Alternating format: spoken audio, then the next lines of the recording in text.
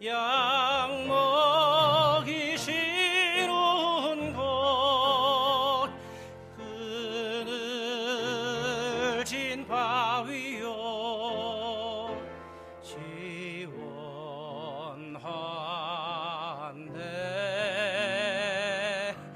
나 어찌 떠나서 양떼를 버리고 위태한 곳 위태한 곳 위태한 곳으로 나갔던 곳 오지신 목자 길 잃어버린 양 찾도록 찾으며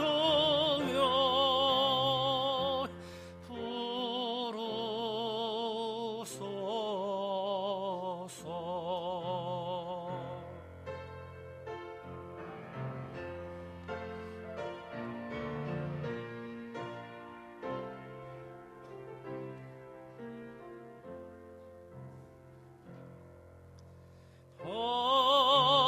오지신 목자 날 가르치시고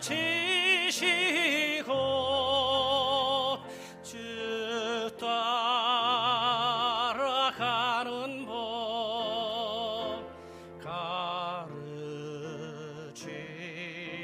가르치사 다시 죄 가운데 빠지지 않도록 나를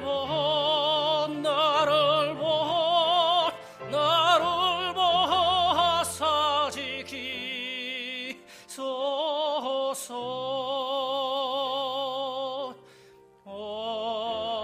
오지신 목자 택하신 모든 양 다 들어가도록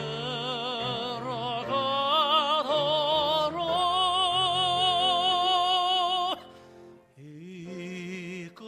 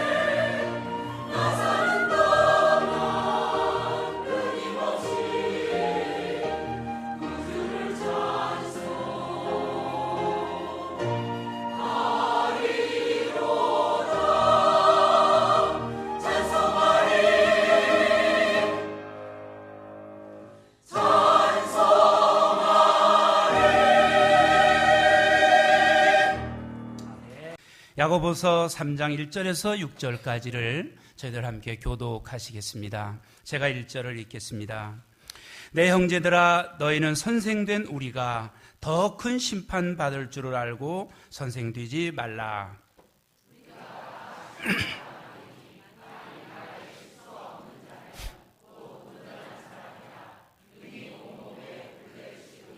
우리가 말을 순종케 하려고 그 입에 재갈 먹여 온몸을 억어하며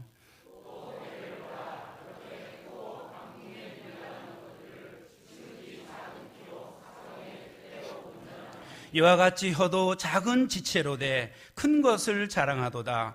보라, 어떻게 작은 불이 어떻게 많은 나무를 태우는가. 혀는 곧 불이요 불의의 세계라.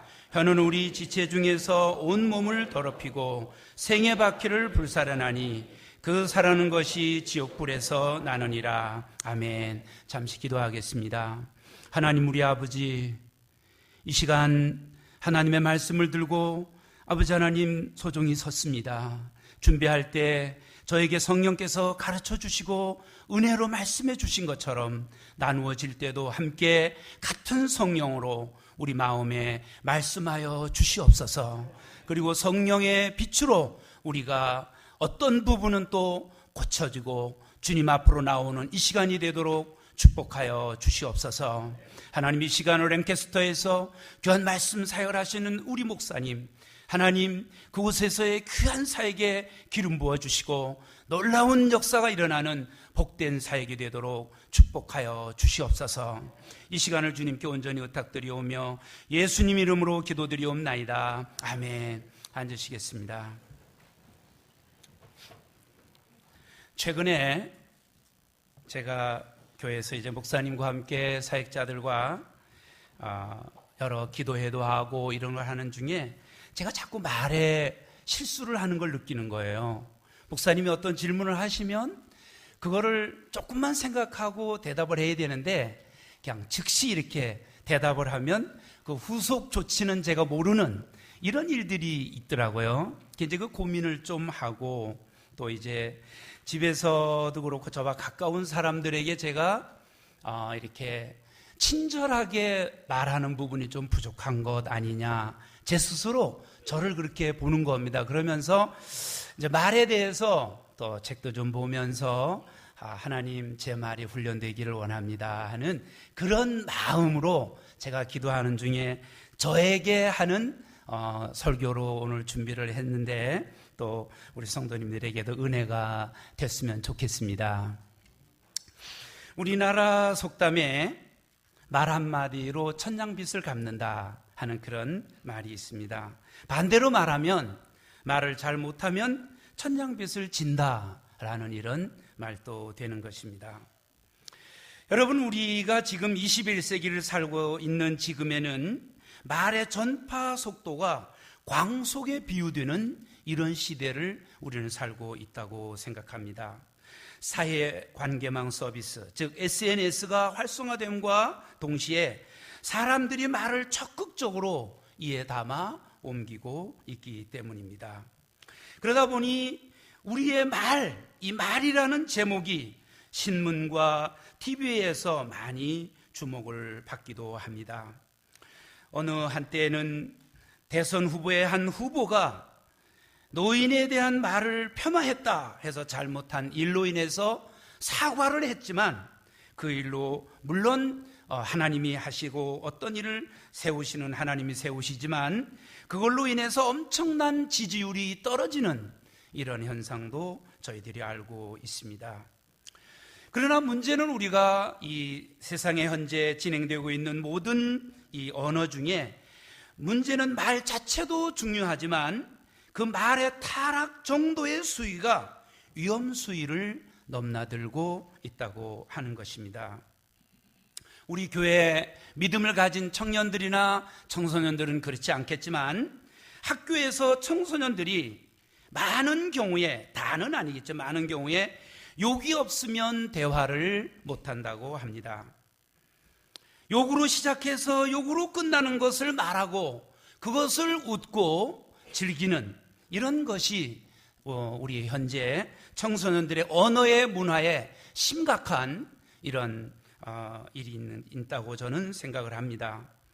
울진 지역에 있는 이 교육부에서 거기에서는 바른말 고운말 하기라는 이런 거를 이 슬로건을 했는데, 교사의 바른말이 학생들의 미래를 말한다. 부모의 바른말이 학생들의 끼를 살립니다. 친구의 바른말이 바로 친구를 행복하게 합니다. 라는 슬로건으로 지금 군민대회뿐만 아니라 이것이 이제 우리나라 전체적으로 퍼져나가기를 바라는 바른말 운동을 하고 있다는 것을 인터넷에서 봤습니다. 또한 막말, 악플, 그러면서 아니면 말고식의 유언비어와 헛소문이 여과 없이 인터넷을 통해서 돌아다니고 있습니다. 옛날에 우리나라의 선조들이 이런 말을 했죠. 발 없는 말이 천리 간다. 그때는 그런 말이 물론 이제 여기서 있었던 것이 어디로 이렇게 통해서 소문으로 해서 이제 거기까지 알려졌지만, 요즘 우리가 이 시대에서는 정말 그 말이 너무나 피부로 느껴지는, 그 발 없는 말이 천리 만리 억리를 가는 이런 시대를 우리는 살고 있고, 지구촌의 어느 한 곳에서 일어난 사건이 순식간에 텔레비전과 인터넷을 통해서 전파되는 이런 시대에 살고 있습니다. 그러면 우리는 참으로 말을 조심해야 되겠다. 참으로 말을 조심해야 되겠다라고 생각을 저는 개인적으로 하면서, 잠언 25장 11절에 보면은 경우에 합당한 말은 아로새긴 은쟁반에 금사관이라 이렇게 말씀하고 있습니다. 참 얼마나 이렇게 합당한 말을 잘하면 좋을까요? 아로새긴 은쟁반에 금사과가 있다면 이건 말할 수 없이 좋은 거죠. 그런데 경우에 합당한 말이 그렇다는 것입니다. 저는 제가 그런 말을 하고 싶어서 오늘 함께 말씀을 준비를 했습니다. 첫 번째로 생각해 보고 싶은 것은 인생의 키, 우리의 말이라 하는 제목이 되겠습니다. 우리 잠언 12장 18절을 같이 한번 읽어보시죠. 12장 18절입니다. 시작. 혹은 칼로 찌름같이 함부로 말하거니와 지혜로운 자의 혀는 양약 같으니라. 제가 15장 4절을 또 읽어보겠습니다. 올량한 혀는 곧 생명나무라도 패례한 혀는 마음을 상하게 하느니라. 이렇게 말씀하고 있습니다. 저희 오늘 제목은 그리스도인의 언어 생활인데요, 여기에서 인생의 키, 우리의 말 그랬는데요, 올량한 혀라고 여기에 말씀을 하고 있고, 또 지혜로운 자의 혀는 양약 같다 이렇게 말씀하고 있습니다. 이 두 구절을 보면서 첫째는 치료하는 말입니다. 여기 두 구절에서 나오는 양약과 올량한 혀는 구약 성경을 기록한 히브리어 원문에 보면 같은 뜻이 있습니다. 그 단어는 마르페라고 하는 이 단어인데, 어원은 이런 것입니다. 치료라는 의미의 라파라는 뜻을 가지고 있습니다. 여러분, 우리는 여호와 하나님은 치료하는 여호와라는 여호와 라파라는 것을 우리는 잘 알고 있으시죠? 치료하는 여호와, 그런 뜻을 가지고 있습니다. 그렇기 때문에 우리의 말은 많은 사람을 치료하기도 하지만, 또한 우리의 말은 사람들에게 상처도 줄 수 있다고 하는 사실인 것입니다. 우리가 어떤 경우에 이 말이라는 것은 상한 마음과 병든 몸을 치료할 뿐만 아니라 관계도 치료하는 것입니다. 우리가 일반적으로 관계가 회복되었다고 하는 것은 곧 그 관계가 말로 인해서 치료됐다, 그런 의미가 되는 것입니다. 여러분, 하나님께서는 에베소서 4장 29절에 무릇 더러운 말은 너희 입 밖에도 내지 말고 오직 덕을 세우는 대로 소용되는 대로 선한 말을 하여 듣는 자들에게 은혜를 끼치게 하라 그랬습니다. 여기서 잠언 16장 24절에 선한 말은 꿀송이 같아서 마음에 달고 뼈에 양약이 되느니라 그랬습니다. 우린 여기서 두 구절에서 보면 여기서 선한 말, 그리고 무릇 더러운 말은 너희 입 밖에도 내지 말고 덕을 세우는 데 소용되는 대로 선한 말을 하여 그랬죠. 그 다음에 잠언에서도 선한 말은 꿀송이 같아서 그랬습니다. 이 선한 말이라는 말은 원문에 보면은 노함이라는 이런 단어인데, 이 단어의 뜻은 기쁨을 주는, 아름다운, 은혜로운, 친절한 이런 의미가 있는 것입니다. 그렇기 때문에 우리가 여기에서 하나님이 하라고 하시는 말씀은 선한 말입니다. 선한 말인데 하나님이 하지 말고 그랬을 때 무릇 더러운 말은 너 입 밖에도 내지 말고, 우리 말로 하면 그런 더러운 말은 입 닥쳐, 그런 말이죠. 입 밖에도 내지 말고 그랬으니까요. 그러니까 우리가 더러운 말은 입 밖으로 절대 나오면 안 되는데, 여기서 우리가 보는 것은 하나님이 하신 말이 선한 말은 어떤 것인가? 기쁨을 주는 말, 아름다운 말, 친절한 말, 은혜로운 말, 선한 말, 이런 것은 하나님이 하라, 이렇게 말씀하신 것입니다. 잠언 12장 25절에 보면은 근심이 사람의 마음에 있으면 그것으로 번뇌케 하나 선한 말은 그것을 즐겁게 하느니라 그랬습니다. 이 선한 말이, 친절한 말, 기쁨을 주는 말, 은혜로운 말, 아름다운 말, 이 선한 말이 그 번뇌하고 있는 그 사람을 기쁘게 해준다, 즐겁게 해준다 그랬습니다. 그러면서 또 선한 말은 꿀송이 같아서 달고 뼈에 양약이 되느니라, 이렇게 말씀을 하고 있는 것입니다. 여러분, 양약이란 어떤 것입니까? 선한 말은 마음을 즐겁게 하고 이 즐거움이 뼈에 양약이 되느니라 그랬는데 뼈를 치료한다는 말씀인 것입니다. 여러분, 우리는 눈에 보이지 않지만 골격이라고 그러죠. 뼈를 우리는 이렇게 골격을 이루고 있습니다. 그런데 뼈의 중요한 역할은 조혈 기능인데, 이것은 바로 선한 말이 바로 이 피를 만드는 조혈 기능인 공장인 뼈를 치료한다 그랬습니다. 뼈에 양약이 되느니라 그랬습니다. 한 자료에 의하면 우리 뼈는 눈 깜짝하는 순간에 120만 개의 적혈구를 만든다고 합니다.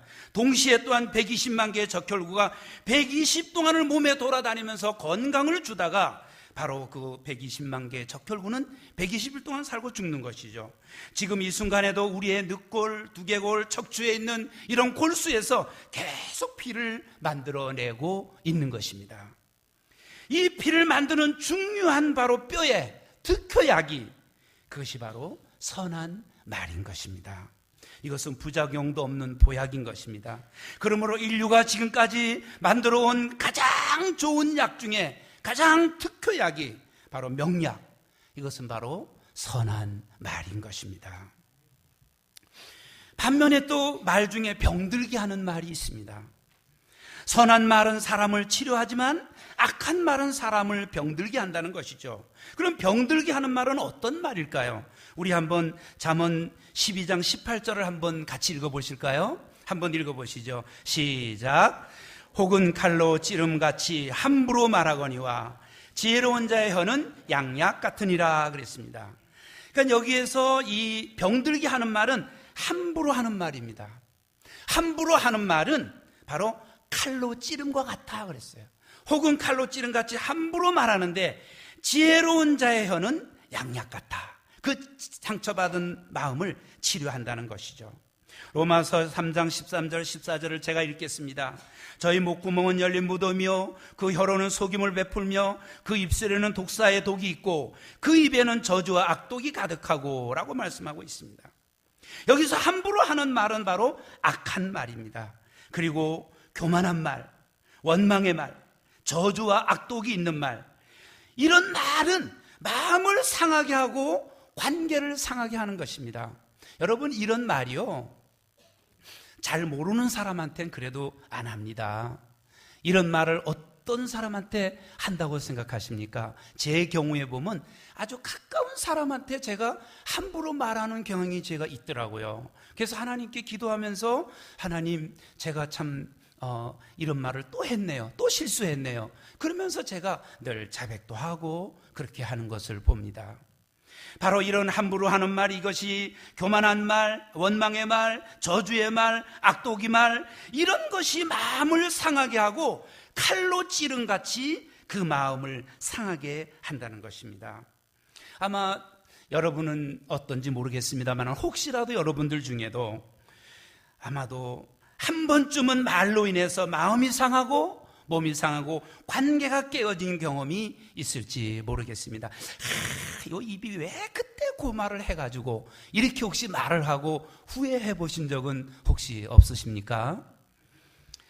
이것은 아마 우리 모두에게 한 번쯤은 있어서 참 고민을 해보고 그 관계를 회복하느라고 또 애써본 경험이 있으실지도 모르겠습니다. 에베소서 4장 29절에 바로 보면은 무릇 더러운 말은 너희 입 밖에도 내지 말고 그러면서 오직 덕을 세우는 데 소용되는 대로 선한 말을 하여 듣는 자들에게 은혜를 끼치게 하라, 이렇게 말씀을 하고 있습니다. 그러므로 우리는 정말 말을 조심하여 더러운 말은 입 밖에도 내지 말고 은혜스러운 말, 선한 말, 친절한 말, 감사하는 말, 사랑하는 말을 우리는 많이 그런 말을 해서 우리 듣는 자들에게 우리는 바로 은혜를 끼치는 말을 해야 될 줄로 믿습니다. 세 번째로 우리는 말로 복음을 전하고 말로 구원을 받습니다. 여러분, 요한복음 3장 16절을 여러분은 너무나 잘 아십니다. 하나님이 세상을 이처럼 사랑하사 독생자를 주셨으니 이는 저를 믿는 자마다 멸망치 않고 영생을 얻게 하려 하심이니라. 성경 66권이 하나님의 말씀입니다. 그런데 우리가 복음을 전할 때 뭘로 전합니까? 말로 전하는 것입니다. 고린도전서 15장 3절 4절을 우리는 너무나 잘 알고 있죠. 내가 받은 것을 먼저 너희에게 전하였노니 이는 성경대로 그리스도께서 우리 죄를 위하여 죽으시고 장사 지낸 바 되었다가 성경대로 사흘 만에 다시 살아나사. 그러면서 우리가 복음을 들었습니다. 내가 죄인인 것도 알았습니다.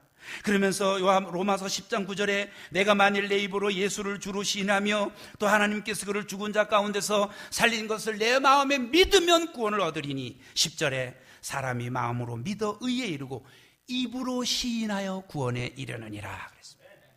우리가 믿는 거, 우리가 듣고 복음 전할 때 말로 복음 전하는 것이고 듣는 것도 우리가 말로 듣습니다. 그리고 입으로 우리가 그 예수님을 믿는 것도 말로 우리가 믿는다고 시인하는 줄로 믿습니다. 그래서 요한복음 1장 12절에 영접하는 자 곧 그 이름을 믿는 자들에게는 하나님의 자녀가 되는 권세를 주셨으니라고 말씀하십니다. 그래서 우리가 여기에서 보는 것은 죄를 회개하는 것도 말로 하는 것이고 예수님을 영접하는 것도 말로 하는 것입니다. 반면에 예수님을 안 믿겠다고 하는 것도 말로 하는 것입니다. 그러므로 말은, 그 사람의 말은 그 사람이 구원받게도 하고 그 사람이 지옥 가게도 하는 것이 바로 뭡니까? 말인 것입니다. 예수님을 입으로 영접하면 구원받습니다. 반면 나는 예수님을 영접하지 않겠습니다라고 말한다면 그는 바로 영원한 불못, 누가복음 16장에 나오는 부자가 간 그곳 뜨거운 불못에 들어갈 수밖에 없는 것입니다. 내가 예수님을 영접하면 구원받습니다. 그런데 바로 우리의 이렇게 말이 내가 구원받기도 하고 구원받지 못하기도 하는데 인생의 키는 바로 말인 것입니다. 그렇기 때문에 말은 힘이 있다는 것이죠. 성도 여러분, 한번 여쭤보겠습니다. 여러분은 여러분의 입으로 예수님 앞에 죄를 회개하고 예수님을 바로 내 마음의 구주로 영접하여 여러분 하나님의 자녀가 된 확신이 있으십니까? 아멘. 그게 바로 우리의 말로 그렇게 이루어진 것입니다. 큰 두 번째로 보고 싶은 것은 하나님은 우리의 말을 들은 대로 행하신다는 사실입니다. 이스라엘 백성들이 애굽을 떠나 가나안을 향해 가던 광야에서 있었던 놀라운 사건입니다. 하나님의 명을 받은 모세가 12명의 정탐꾼을 뽑아서 가나안 땅을 정탐하도록 했습니다. 12명의 정탐꾼들은 40일 동안 부여받은 임무를 수행하고 돌아와서 이스라엘 백성들 앞에 보고를 하는 것을 여러분은 너무나 잘 알고 계십니다. 그래서 저는 여기에서 세 등분으로 나누어서 한 말을 한번 이렇게 나누어 보겠습니다. 먼저 10명의 정탐꾼의 말입니다. 민수기 13장 31절, 32절, 33절은 우리 다 같이 한번 읽어보겠습니다. 시작. 그와 함께 올라갔던 사람들은 가로되 우리는 능히 올라가서 그 백성을 치지 못하리라. 그들은 우리보다 강하니라 하고 이스라엘 자손 앞에서 그 참지한 땅을 악평하여 가로되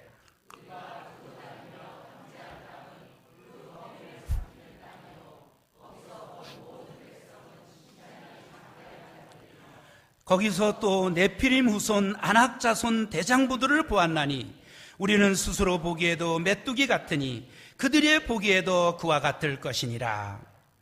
여기에서 12명이 갔는데 12명의 정탐꾼이 가서 보고 와서 보고를 하는데 10명이 이렇게 보고를 하는 것입니다. 그 땅 백성은 강하고 우리보다 강하다. 그리고 그 백성을 우리가 치지 못한다. 그러면서 그들에게 보니까 거기는 그 본 백성은 신장이 장대한 자들이며 그랬습니다. 여기서 이거는 바로 이 장대한 자들이며 할 때 자이언트라고 그랬습니다. 아주 거인들이라고 이렇게 표현을 한 겁니다. 그러면서 거기서 네피림 후손 아낙 자손 대장들을 보았나니 우리는 스스로 보기에도 메뚜기 같으니 그들의 보기에도 같을 것이라. 이것을 바로 일반적으로 메뚜기 컴플렉스라고 우리가 알고 있습니다. 10명이 이렇게 보고를 했어요. 그런데 2명 여호수아와 갈렙이 보고를 제가 한번 읽어보겠습니다. 갈렙이 모세 앞에서 백성을 안돈시켜 가라되 우리가 올라가서 그 땅을 취하자 능히 이기리라 하나 이스라엘 자손의 온 회중에 일러 가로되 우리가 두루 다니며 탐지한 땅은 심히 아름다운 땅이라. 여호와께서 우리를 기뻐하시면 우리를 그 땅으로 인도하여 들이시고 그 땅을 우리에게 주시리라. 이는 과연 젖과 꿀이 흐르는 땅이니라. 오직 여호와를 거역하지 말라. 또 그 땅 백성을 두려워하지 말라. 그들은 우리의 밥이라. 그들의 보호자는 그들에게서 떠났고 여호와는 우리와 함께 계시느니라. 그들을 두려워 말라 하나. 여호수아와 갈렙의 이 보고입니다. 그러면 정탐꾼들의 말을 들은 이스라엘의 백성들의 말을 한번 민수기 13장 1, 2, 3절을 한번 보겠습니다. 우리 그절은 같이 한번 읽어보시죠. 시작. 온 회중이 소리를 높여 부르짖으며 밤새도록 백성이 곡하였더라. 이스라엘 자손이 다 모세와 아론을 원망하며 온 회중이 그들에게 이르되 우리가 애굽 땅에서 죽었거나 이 광야에서 죽었다면 좋았을 것을 어찌하여 여호와가 우리를 이 땅으로 인도하여 칼에 망하게 하려 하는고 우리 처자가 사로잡히리니 애굽으로 돌아가는 것이 낫지 아니하랴. 지금 10명의 정탐꾼들의 말을 들었고 2명의 정탐꾼들의 말을 들었습니다. 그리고는 백성들이 하는 게 이겁니다. 온 회중이 소리를 높여 부르짖으며 밤새도록 백성이 곡했다고 그랬어요. 소리를 울었어요. 그러면서 이들이 하는 말이 이것입니다. 우리가 애굽 땅에서 죽었거나 이 광야에서 죽었다면 좋았을 것을. 그러면서 13절에 어찌하여 여호와가 우리를 이 땅으로 인도하여 칼에 망하게 하려는고. 지금 칼에 망했습니까? 망하지 않았습니까? 망하지 않았어요. 그 보고만 듣고 지금 앞에 걸 갖다가 염려하고 있지 않습니까? 그러면서 하는 말이 뭡니까? 처자가 사로잡히리니 애굽으로 돌아가는 것이 낫지 아니하랴. 자, 여기서 우리가 서로 다른 정탐꾼의 말에 대해서 우리가 한번 생각해 보고 싶습니다. 12명의 정탐꾼은 같은 날, 같은 시간에, 같은 장소에 가서 같은 땅을 정탐하고 돌아왔습니다. 그러나 10명과 2명의 말이 전혀 달랐다는 것입니다. 왜 이런 차이가 생겼을까요? 여러분, 사실 이런 일들은 오늘날 우리에게도 얼마든지 있는 것입니다. 한 가지 사건을 똑같이 보고도 그의 말은 전혀 다른 것을 우리는 경험하게 된다는 사실이죠. 여러분, 우리는 생각하기를 어떤 사건이나 사물을 있는 그대로 우리가 객관적으로 우리가 본다고 생각하지만 사실은 그렇지 않습니다. 사실은 우리가 우리 마음대로 우리가 본다는 것입니다. 여러분, 어제 우리 장년부에서 야외 나갔다 오셨지 않습니까? 99명이 가신다고 했다가 어떤 일이 있어서 몇 분이 빠지셨다고 그래요. 이렇게도 많이 갔다 오셨는데 단체 사진을 찍었을 겁니다. 단체 사진 찍으시고 아주 이 가을에 우리나라의 단풍에 아주 최절정에 있는 경관을 이제 감상하고 오셨습니다. 여러분, 그런데 단체 사진을 찍었는데 이제 단체 사진이 나왔습니다.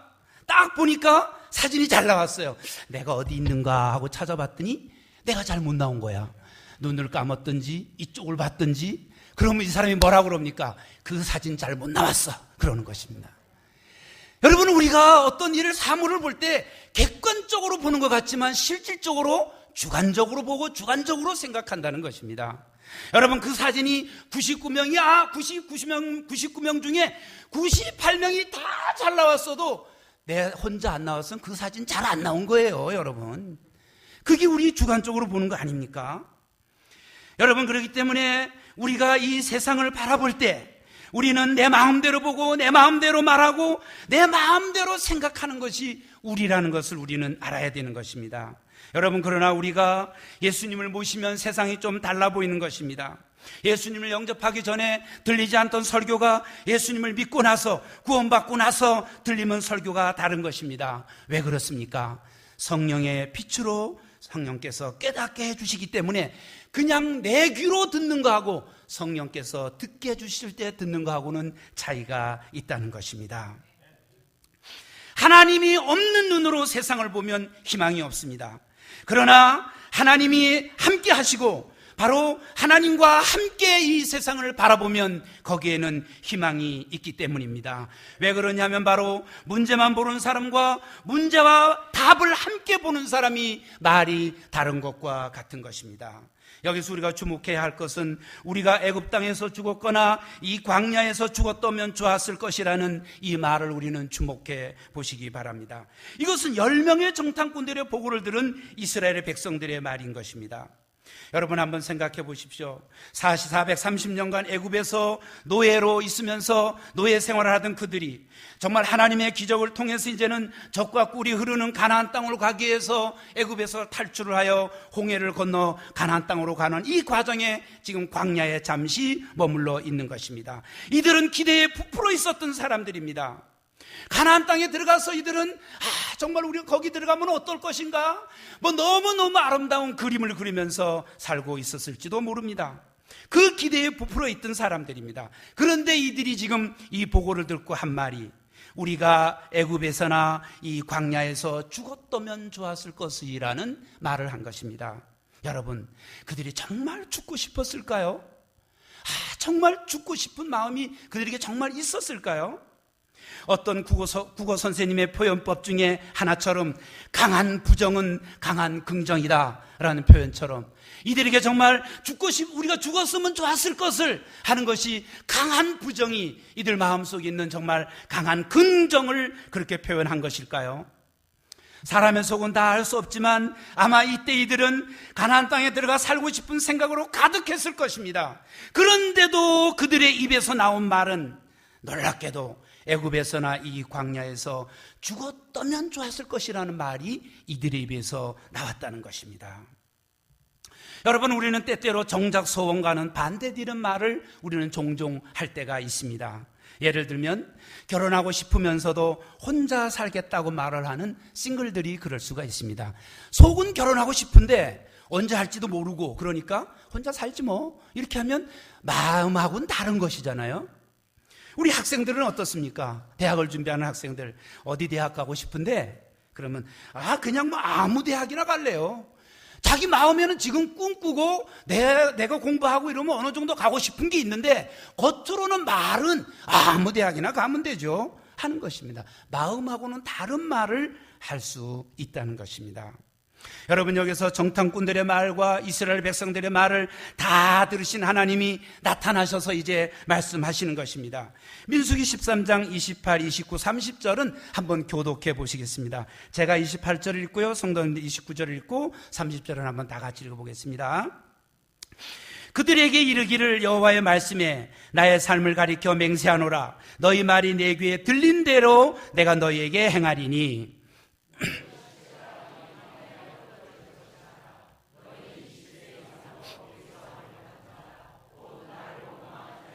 다 같이요. 여분네의 아들 갈렙과 눈의 아들 여호수아 외에는 내가 맹세하여 너희로 거하게 하리란 땅에 결단코 들어가지 못하리라. 말의 결과를 한번 보면은요, 이스라엘 백성들이 애굽에서나 이 광야에서 죽었다면 좋았을 것이란 말이 하나님의 귀에 들린 대로 그들에게 이루어진 것입니다. 이때를 기준으로 20세 이상으로 계수함을 받은 자 중 갈렙과 여호수아 외에는 아무도 가나안 땅에 들어가지 못한 것입니다. 그들의 마음에 품고 살던 그 정말 가고 싶은 소원대로 이루어진 것이 아니라 입에서 나온 말대로 광야에서 죽었던 것입니다. 땅이 갈라져 죽기도 하고 여호와의 불에 소멸되기도 하고 불뱀에 물려 죽기도 하고 연병으로 죽기도 하고 전쟁에서 죽기도 했습니다. 오늘 또 우리 하나님은 우리가 하는 말을 들으시고 그 말이 하나님의 귀에 들린 대로 우리에게 해주시는 줄로 믿습니다. 방송 프로그램에서 방송된 이런 내용인데, 가난은 대물림인가 하는 이런 이제 제목이고, 그 방송 프로에서 보고 배운 대로 된다라는 이런 이제 주제를 가지고 방송국에서 이제 기자를 통해서 청소년들을 무작위로 질문을 한 그런 내용입니다. 한 기자가 학생을 만나서 물었습니다. 지금 어디를 가고 있습니까? 그러니까 예, 저는 학원에 갑니다. 그러면서 우리 엄마가 지금 차로 데리러 올 거예요. 그러면서 기자가 묻습니다. 앞으로 어떤 사람이 되고 싶습니까? 예, 저는 의사가 되고 싶습니다. 또 기자가 다른 학생에게 질문합니다. 자, 학생은 어디로 갑니까? 예, 독서실에 공부하러 갑니다. 그럼 앞으로 어떤 사람이 되고 싶습니까? 그러니까 예, 저는 교사가 되려고 합니다. 또 한 학생에게 묻습니다. 자, 지금 어디 가십니까? 예, 친구들하고 바람 좀 쐬려고요. 앞으로 어떤 사람이 되고 싶습니까? 예, 그냥요, 뭐 할 거 없으면 자장면 배달하고요. 이렇게 대답을 했습니다. 이런 내용이 지금 많은데 제가 요약을 한 겁니다. 그런데 20년 후에 그 방송국에서 그때 이 학생을 만나서 문의했던 이 기자를 통해서 그 사람들을 찾아보기로 했습니다. 그래서 이 기자가 20년 후에 이제 그 주소지를 찾아서 갔더니 의사가 되겠다고 한 사람은 의사가 되어 있었습니다. 교사가 되려고 한 사람은 교사가 되어 있었습니다. 자장면 배달하면 된다고 하는 사람은 배달을 하고 있더라는 것입니다. 저는 제가 지금 여기서 말씀드리는 것은 어떤 것이 좋고 어떤 것이 나쁘다 이런 의미가 아니라 마음에 꿈도 비전도 없이 자란 학생들과 꿈을 가지고 비전을 가지고 목표를 가지고 그 일을 열심히 준비한 학생들의 결과라고 하는 것을 저는 말씀드리는 것입니다. 내가 꿈이 있고 비전이 있으면 그것을 말하면서 그것을 준비하면서 나갈 때 내가 그렇게 말하고 마음에 있는 것을 하나님 앞에 기도하면서 준비하면서 나갈 때 하나님이 그 일을 이루어 주신다고 하는 것을 저는 여기서 말씀드리고 싶은 것입니다. 여러분, 바로 우리가 목표를 가지고 하나님께 기도하면서 나가야 되는 것입니다. 하나님은 우리의 모든 기도에 응답해 주시는 하나님이신 줄로 믿습니다. 물론 그렇다고 우리가 성경에는 우리가 구하여도 받지 못하면 정력으로 쓰르고 잘못 구한다고 기도의 응답이 또 더디되는 것도 있을 수가 있습니다. 어느 자매님이 남편의 구원을 위해서 여러 해를 기도했습니다. 하나님, 우리 남편을 구원해 주십시오. 내 혼자 교회 다니고 있습니다. 하나님, 남편이 구원받게 해주세요. 그런데 이 남편이 구원받지 않는 거예요. 그러니까 이 부인이 이제 어느 날은 슬그머니 부화가 났어요. 이런 이 남편이 그냥 말이야 구원도 안 받고 말이야 이러면서 화가 나가지고 하나님 앞에 이제 이렇게 기도를 했습니다. 하나님, 우리 남편 다리 몽댕이를 부러뜨려서라도 구원받게 해주세요. 이제 이렇게 아주 독한 말로 기도를 했습니다. 그런데 그 남편이 출근을 하다가 얼음에 미끄러지면서 다리 몽댕이가 부러졌답니다. 그래가지고 그 남편이 병원에서 수술을 받고 누워있는데 목사님이 오셔서 상담을 해서 구원받았다고 합니다. 여러분, 우리 기도를 조심해서 말해야 되는 것입니다. 여러분, 우리 마음에 내가 화가 난다고 화난 대로 급히 말하지 마십시오. 하나님은 이렇게 말씀하십니다. 너희 말이 내 귀에 들린 대로 내가 너희에게 행하리라고 말씀하시는 것입니다. 마지막 세 번째로 우리는 우리의 말, 곧 혀를 훈련해야 됩니다. 야고보서 3장 2절을 한번 다 같이 한번 읽어보시겠습니다. 한번 읽어보시죠. 시작. 우리가 다 실수가 많으니 만일 말에 실수가 없는 자면 곧 온전한 사람이라 능히 온 몸도 굴레 씌우리라. 혀를 다스리는 것은 그 사람의 성숙도와 비례한다고 합니다. 성경 말씀에도 누구나 말에 실수가 있음을 인정합니다. 심지어 여기서 선생된 자들아, 만일 선생이 되지 말라고 하는 것입니다. 왜 그러냐면 선생이 됨으로 말을 많이 하게 됨으로 실수를 하게 되기 때문에 그렇게 말씀하는 것입니다. 오늘 여기 말씀해 보면 심지어 혀를 길들이기가 불가능하다고까지 지적하고 있습니다. 그렇다고 우리가 절제되지 않은 언행을 우리는 정당화할 수 있는 것은 결코 아닌 것입니다. 여러분, 우리 여기 계신 여러분들은 저를 비롯해서 우리 모두는 매일매일의 말에서 훈련되어져야 되고 우리의 말은 다듬어져야 할 가장 큰 과제를 안고 살아가고 있다고 저는 생각을 합니다.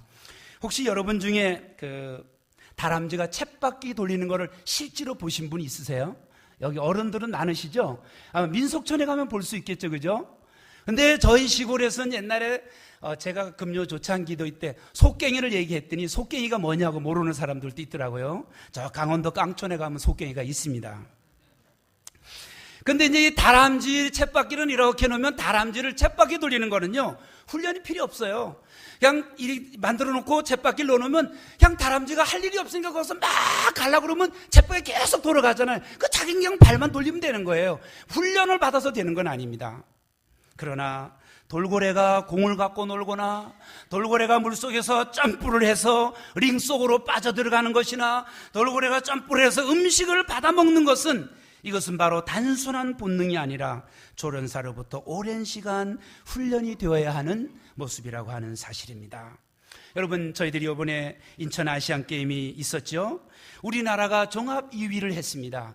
금메달을 90개로 목표로 했는데 79개를 땄고 은메달이 84개, 동메달이 234개를 따서 종합 2위를 했습니다.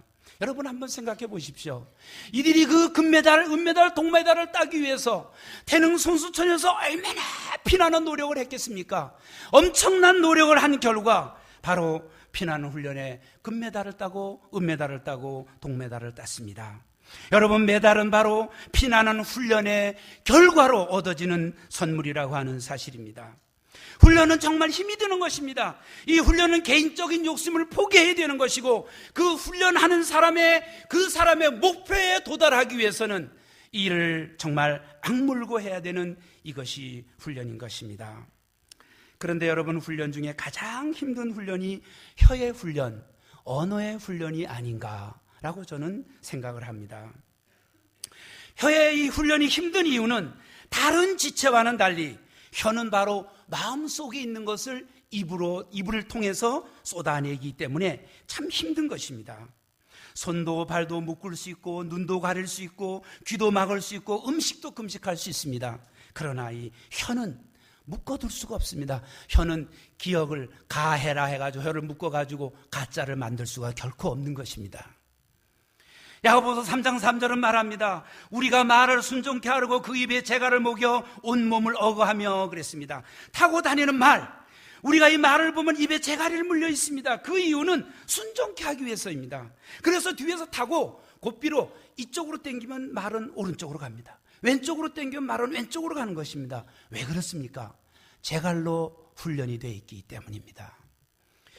여러분, 그러나 야생말은 절대로 다스려지지 않으면 사람이 어른이 몇 명이 달려들어도 그 야생말을 이길 수가 없습니다. 그러나 훈련된 말은 어린아이도 끌고 가는 것입니다. 말이 약해졌나요? 아닙니다. 훈련됐기 때문에 어린아이에게도 밧줄을 끌고 가면 따라가는 것입니다. 여러분, 우리 모두에게는 각기 감정이 있습니다. 때로는 그 감정이 타격을 받으면 입에서 험한 말, 독한 말이 나올 수 있는 것입니다. 바로 우리 속에, 입속에 이 혀는 갇혀있지만, 입속에 갇혀있는 이 혀지만 길들여지지 않는 야생동물처럼 쉬지 아니하는 악이고 잡아놓은 포획된 독사처럼 죽이는 독이 가득한 것이 바로 혀라는 사실입니다. 혀는 능히 길들일 사람이 없나니라는 말로서 야고보가 의미하는 것은 무엇일까요? 그것은 바로 혀에다가 재갈을 물릴 수 있는 사람은 온전한 사람, 그 이상이어야 한다는 것입니다.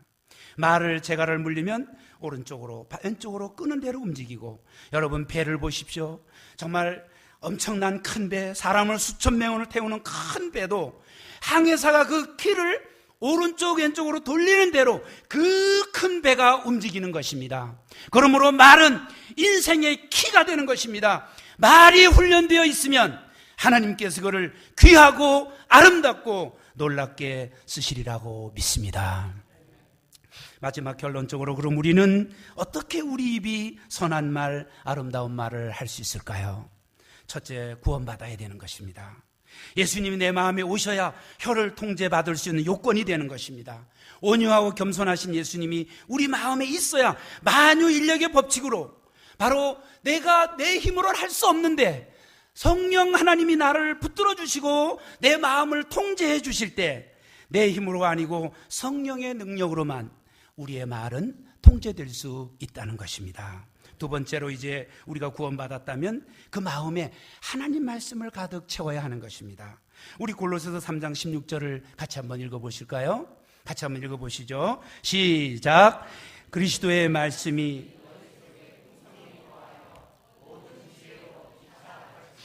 권면하고 시와 찬미와 신령한 노래를 부르며 마음의 감사함으로 하나님을 찬양하고, 여기 한번 보십시오. 그리스도의 말씀이 너희 속에 풍성히 거하여, 그런 다음에 모든 지혜로 피차 가르치며 권면하고 시와 찬미와 신령한 노래를 부르며 마음의 감사함으로 하나님을 찬양하고 그랬습니다. 그리스도의 말씀 우리 마음에 풍성히 거하면 이 혀를 통해서 나오는 말이 찬미가 있고 감사가 있고 서로 아름다운 노래가 있고 이런 것이 나오게 된다는 것입니다. 여러분, 바로 우리가 성경을 읽고 성경을 듣고 하나님 말씀을 듣고 읽고 공부하고 암송하고 묵상할 때 그 말씀이 우리 속에 풍성히 거하면 우리가 그렇게 은혜로운 말, 또 치료하는 말, 아름다운 말을 하게 될 줄로 믿습니다. 우리의 신앙 고백과 같은 기도하는 마음으로 시편 141편 3절을 같이 한번 읽어보시겠습니다. 시편 141편 3절입니다. 시작. 여호와여, 내 입 앞에 파수꾼을 세우시고 내 입술의 문을 지키소서. 아멘. 다 같이 시간 머리 숙이고 일어나시겠습니다.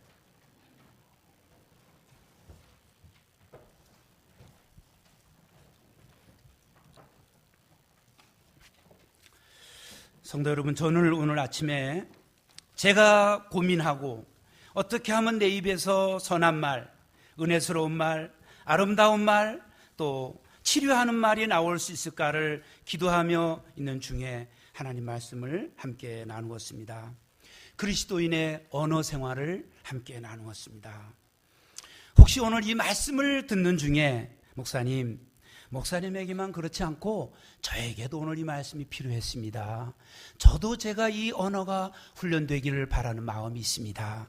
혹시 그런 마음이 있어서 하나님이 오늘 저에게도 그 말씀을 성령이 깨우쳐 주셨습니다. 그런 분이 계시면 이 시간 잠깐 손을 들어 펴 주시기 바랍니다. 아멘, 아멘, 아멘. 찬양대에 되고 많은 손을 받습니다. 하나님 우리 모두에게 오늘 말씀해 주신 줄로 믿습니다. 그러나 오늘 혹시 우리 가운데 교회는 오셨지만 목사님, 저는 제 입으로 아직 예수님을 구주로 시인하고 영접한 적이 없습니다. 저는 구원받은 적이 없습니다. 저도 구원받기 원합니다. 혹시 그런 분 계십니까? 그런 분 있으면 한번 손을 들어주시기 바랍니다. 저도 구원받기 원합니다. 제 입으로 예수를 시인한 적이 없습니다. 그러나 구원받기 원합니다. 혹시 그분 계시면 잠깐 손을 들어주시기 바랍니다. 고마우신 우리 아버지 하나님, 은혜와 사랑을 감사합니다. 아버지 하나님, 이 말씀이 정말 제가 은혜로운 말을 하기 원하고 선한 말을 하기 원하고 아름다운 말을 하길 원하고 또 정말 감사와 사랑의 말을 하는 제가 되기를 원합니다.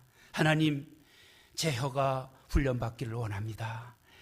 큰 배에 키가 움직이는 대로 배가 움직이듯 아버지 하나님, 정말 제 마음에 그렇게 성령님의 역사하심으로 아버지 저의 언어 생활이 집에서나 교회에서나 어디에서나 정말 하나님께 영광을 돌리는 그런 저의 언어 생활이 되도록 주님 그렇게 도와주시옵소서. 훈련되게 하여 주시옵소서. 아버지 하나님, 우리 성도님들을 축복하여 주시옵소서. 그래야 우리의 말이 은혜스러운 말로 듣는 자들에게 은혜를 끼치는 저희들이 되도록 하나님 도와주시옵소서. 이 시간을 허락하신 주님께 감사드리옵니다.